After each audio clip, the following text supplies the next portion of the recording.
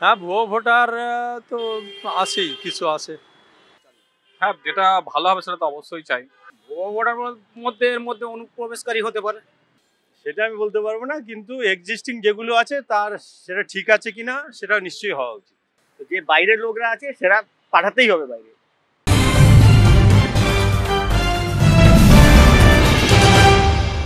সীমান্তবর্তী জেলাগুলোর ভোটার তালিকা দেখে ইতিমধ্যেই চক্ষু চড়ক গাছ নির্বাচন কমিশনের। 2002 থেকে 2025 এই সময়ের মধ্যে যে ভোটার তালিকা, সেই ভোটার তালিকায় যে ছবি তারা দেখেছেন বা ভোটার তালিকায় যে তথ্য, তা কিন্তু অবাক করে দিয়েছে নির্বাচন কমিশনকে। অন্যদিকে রাজ্যের মুখ্যমন্ত্রী মমতা বন্দ্যোপাধ্যায় অভিযোগ করে বলছেন যে ভবানীপুরে, তার নির্বাচনীয় কেন্দ্র ভবানীপুরে অনেক বহিরাগত ঢুকে পড়ছে এবং সেই ভোটার তালিকা নিয়েও সংশয় প্রকাশ করছেন তিনি।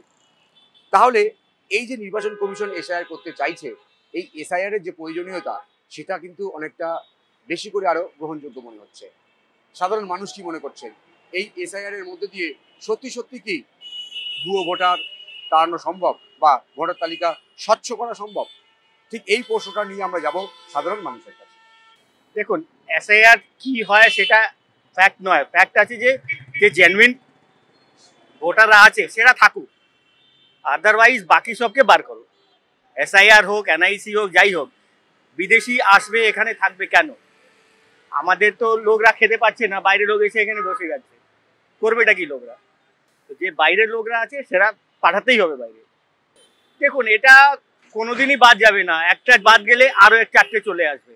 এটা ভুয়া ভোটারটা কোনোদিনই, যে কোনো, নট ইন বেঙ্গল অনলি, যে কোনো জায়গা ভুয়া ভোটারটা থাকবেই থাকবে।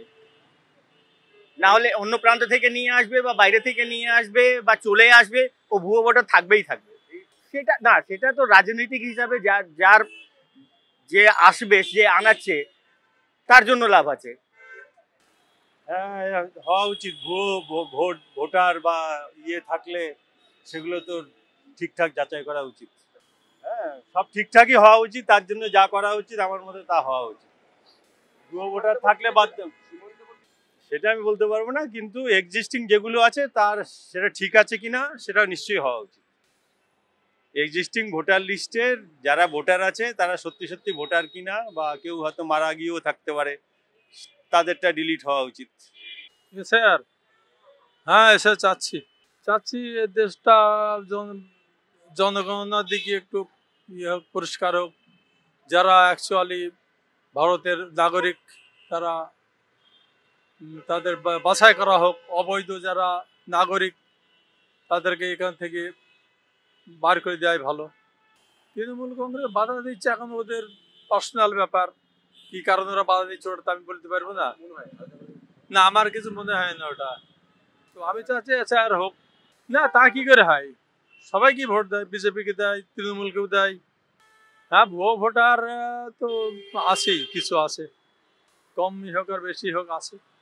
অবশ্যই আছে। হ্যাঁ, লাভ হবে, আসল ভোটাররা ভোটাধিকার প্রয়োগ করতে পারবে। ভুয়ো ভোটার এর মধ্যে অনুপ্রবেশকারী হতে পারে, মেনলি সেইটাই। লিগ্যাল ভোটার থাকুক, আমি চাই লিগ্যাল ভোটার থাকুক, লিগ্যাল পদ্ধতিতে থাকুক, এবং মানে এরই মধ্যে যেন আসল ভোটার ভোটার বাদ না যায়, সেটাও দেখা প্রয়োজন। অনেক দরকার আছে, অনেক দরকার আছে, এসআইআর এর দরকার অনেক আছে। কেন, আমি যখন ভোট দিতে যাই দেখি অনেক লোক মারা গেছে, তাদের নাম এখনো ভোটার লিস্ট আছে। ঠিক আছে, একটা তো এরকম হয়ে গেল। অনেক লোক আছে এরকম কি, নতুন বাড়ি আমার, পুরনো বাড়ি আমার পাকসা কাছে আছে, নতুন বাড়ি মেটিয়ে বুড়ুছে বা পাকসা রাজা বেয়ারে, দু জায়গা ভোটার লিস্টের নাম। সেটা দেখবার জরুরি আছে, দরকার আছে। অনেক দেখছি কি, অনেক অনেক রকম লোক আছে মানে কি, যারা মানে এখানে থাকেন কিন্তু থাকছেন দিল্লিতে, ওখানে করে রেখেছে, এখানেও করে রেখেছে। So that is very important to have CSIR in Kolkata itself, right?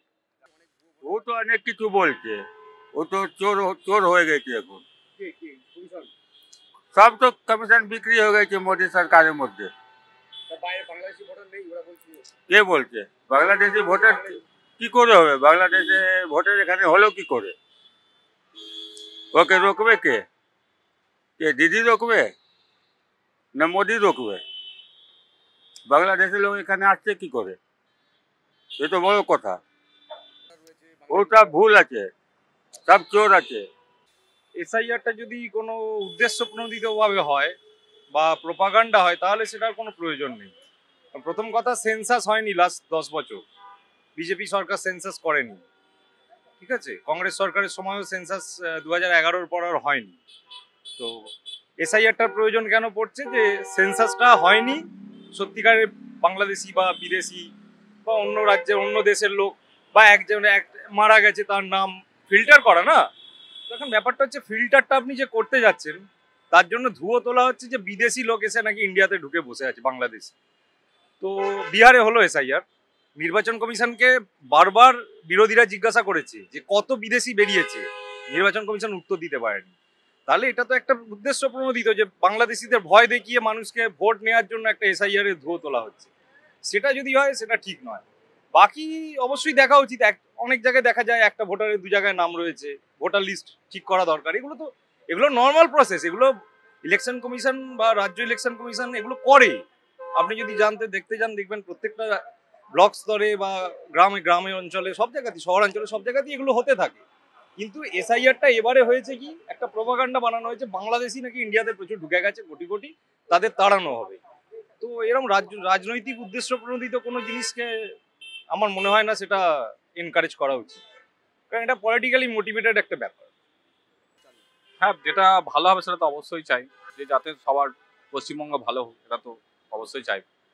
বেশিরভাগ সাধারণ মানুষ তারা মনে করছেন যে ভোটার তালিকা সংশোধন হওয়া উচিত বা এসআইআর হওয়া উচিত। কিন্তু এই এসআইআর এর মধ্যে দিয়ে যদি ভোটার তালিকা স্বচ্ছ হয় তাহলে ঠিক আছে, কিন্তু এই এসআইআর করে যদি সেই ভুল ভোটার থেকে যায় তাহলে কিন্তু ভোটার এসআইআর করার কোনো মানেই হয় না। অনেকে আবার আশঙ্কা করে বলছেন যে এই এসআইআর করে সত্যি সত্যি কি ভোটার তালিকা স্বচ্ছ করা যাবে, এই প্রশ্নটাও অনেকে তুলছেন। ক্যামেরায় সন্তোষ রায়ের সঙ্গে বিশ্বজিৎ হালদার, ওঙ্কার বাংলা।